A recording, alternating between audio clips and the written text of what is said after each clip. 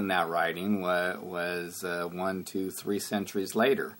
So we didn't even have voice recordings of the master's teaching. So what we end up with are interpretations of that. And certainly one of the things we were exposed to was we spent the first week in India in a Buddhist monastery, Palpong Sherabling Monastery. And one of the things we discovered there was that there are many variations of Buddhism as well. And the Kinting, the 12th Kinting, who was our teacher, spent extensive amounts of time trying to show us the variations of thought between varying schools of Buddhism, some of which gets very extreme and then formulates a religion. Well, the Buddha didn't teach a religion. He taught a philosophy of life. He taught about how to utilize one's mind to understand the truth of the universe and our place in it. And yet,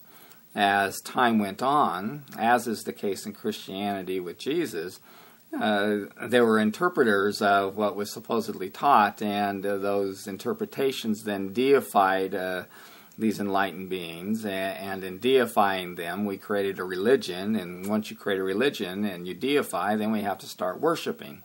Once you start worshiping, now we have to have rites and rituals. Now we have to have rules. Now, exactly, and all of this is arbitrary. It's all made up, and that's not what was taught. But that is so entangled so quickly. We get entangled very quickly. But if you want to call 2 or 3 centuries quickly, yeah. And all of this is really just ego. It is the ego of the human consciousness trying to make itself special, trying to find a way that helps that person stand different than the rest of the world and have the secret truth. Well, it's not a secret truth. The truth has been revealed for centuries.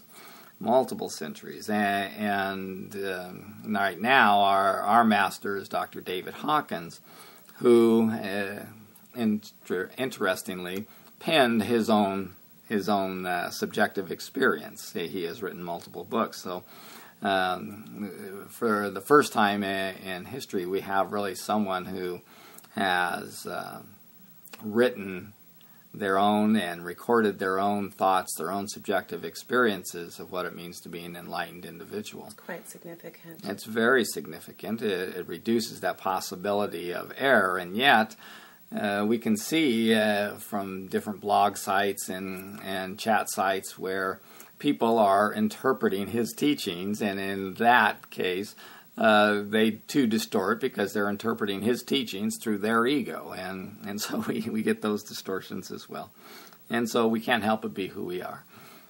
On the other side of all this, because I don't want to just leave us with the taste of sacrificial animals in our mouth, is how absolutely beautiful the people as a whole were, and how every day, at least for myself, I felt so touched by their presence. And, certainly there were amazing things, and we've noted them in our other podcasts. They were short podcasts from India, 5-10 minutes. So again, I really encourage you, if you haven't had a chance to go through them, you could probably get through all of them in about 40 minutes. And yet the heart of the people were just such a blessing, and the lack of materialism that we witnessed, in places such as Varanasi, the Ganges, did not take away any smiles off any faces of the people that we were able to interact with. In general, that's true, although you can see the seriousness of life in the faces of many, many, many people in India. But when it comes to interacting with people in general, there's that smile, there's that wanting to know, wanting to connect, that is present everywhere you go, wanting to be helpful. Part of their life is service to others, and this is a culture that appears to get that aspect of life very, very well. It was a heartwarming, because I really came away with the realization of, when we talk about America's wealth, even on a level of, and not to be, not to be irreverent to anyone, but it's even on the level of what we see as welfare, is so much more wealth than what these individuals are living with on so many aspects. And yet they do have this very deep duty to serve. And I did share this on one of their podcasts that we had befriended several of the waiters at the different locations we were at. And one was this very young one. He was a trainee, and I actually pulled him aside one day and just asked him some questions about, what's appropriate to tip waiters, and, how does this work? And, I'd done my own reading on it, but I just wanted to get his perspective. And, he said, well, it's whatever you want. We're not even expecting a tip. It's just, this is our job, and we're so happy to have a job. We're so happy to be employed at such a beautiful place. And, just your blessing is sufficient. And so that's the kind of experience I had over and over and over with India as well as Nepal. Well, many people have dedicated themselves to serving others in various places in the world, but in India, with its primary orientation through Hinduism and secondarily Buddhism, there is this heartfelt desire to serve and to help you have the best experience you can have there. And we always felt safe. We always never felt like we were in any way threatened or we're going to have a negative experience. It was always positive. It was always very done with regard and care and wanting us to have the best experience we could have, no matter what we're talking about, whether we're talking about a dinner in a hotel, or we're talking about walking in the very, very narrow streets of some of these cities, ancient cities.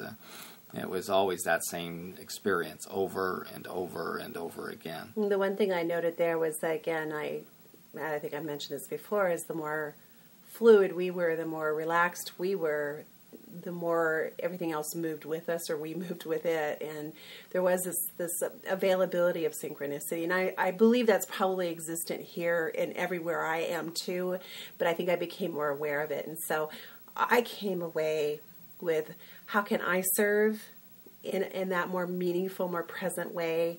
How can I smile more often? How can I reach out more often? How can I stay more fluid? How can I stay more relaxed? That is what this trip brought for me. It was a stretch, and I did a women's retreat last month, and the whole thing was on stretch. And this trip was a stretch. It's going, you fly, and you fly for hours and hours, and you're still flying for hours and hours. You're in such a faraway land for what we're used to here in Southern Cal, and it was so significant to be in that very foreign land, and yet it feels such devotion. And I want to teach one word, a Hindi word today, and that's bhakti, BHAKTI, bhakti, which means devotion. And devotion was something that I think, Kurt, you and I almost every day had a comment to each other about, was the sense of devotion we were experiencing from others, as well as what we were feeling to our trip and to our own stretch. And that the stretch wasn't really ever uncomfortable, like Kurt said. We never felt unsafe. We always felt looked out. We actually had the experience of our guide when we were walking down to the Ganges. You might remember this evening. We were walking down to the evening ceremony, and our guide needed to use the restroom. And he said, wait right here. Well, there's masses just walking by. Thousands are walking by, and this street person decided, he knows our guy who's almost there every night with a group, and he said, you wait right here. Good guide. He's telling us about what a great guide we have, and great leader. Yeah. And he's watching out for us. I mean, he took over the role of being, right, the watch over for us. It was just precious. Well, we always have to remember that the world reflects back that which you are. So if you carry animosity in your heart, then you're going to see conflict, and you will be confronted with conflict. If you walk with love and acceptance in your heart, then that's what will come back to you. And we have to be very, very clear about that. It's not the world doing things to us. It's what we invite, and we invite it by virtue of who we are. Well said. So that mindful practice, that sense of being in flow with life, being aligned with life, understanding that everything that we are, everything we think, the energy that flows through us, all of that is part of the universal picture that we all experience. And the higher your state of consciousness, the more in flow one is with that life. And the lower your level of consciousness, the more you're in conflict with life. And so that will be the experience. And it doesn't matter if you're in Southern California or you're in India or Nepal. That will still be your experience. So with that as maybe our segue here, I want to make our listeners aware of our upcoming one-day seminar. And I want to say a couple of things about this, that you can find our one-day seminars, and probably soon here we'll be posting our 2013 program for one-day seminars, or what our plan will be, on living consciousness, living consciousness, basically all one word with that dash in the middle between living and consciousness.com. And you can find all the information regarding our schedule and upcoming details on that website, as well as the radio broadcasts that are done. You can also register at Spreaker, Spreaker.com. If you're listening this through Facebook or some other means, you can actually go to Spreaker.com and register. And whenever a live podcast comes on, you'll get immediate notifications. That's a nice feature to have. But we do have an upcoming seminar 1 week from today. We'll be in seminar in Southern Cal. If you are long distance and aren't able to attend this, please go to the living-consciousness.com site, and you can contact us through that, or you can email me at Bickford, Bickford, Covington, Covington, Bickford, Covington at Verizon.net, verizon.net. And you can request DVDs through us regarding these seminars. But our upcoming seminar is Religion, Spirituality, and Science. Could you... Or maybe it's religion, science, and spirituality, or... Well, you get to change maybe it's spirituality, science, and religion. We'll determine that. We can already hear some emphasis in how you're saying all that. So, Dr. Bickford, would you maybe give us a little rundown of what we can expect from the seminar, and why, back to, the idea about don't tap the bowl until you've had some practice, why this seminar is about practice and getting access to information that benefits us so that the bowl doesn't go away. Well, one of the things that we've taught, and you've probably heard me say before, is that when we look at religion and science, both of those are often limiting points of view when we're looking at the issues of truth, in the ultimate sense of that word, truth, not the scientific basis of truth, nor the religious basis of truth, because all of those are arbitrary perspectives based on what one's orientation is. So we're going to, a lot of this will be based on in my experience on this last trip and experiencing multiple religions all simultaneously in this short period of time. But expanding ultimately to the spiritual path of enlightenment, towards enlightenment.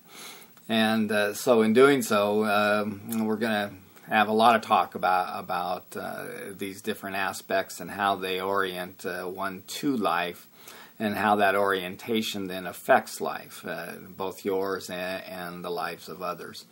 So in doing so, somehow we'll try to bring some meaning to that experience and cool. Do it in a way that has some level of clarity, I hope. That's what we're working on right now anyway.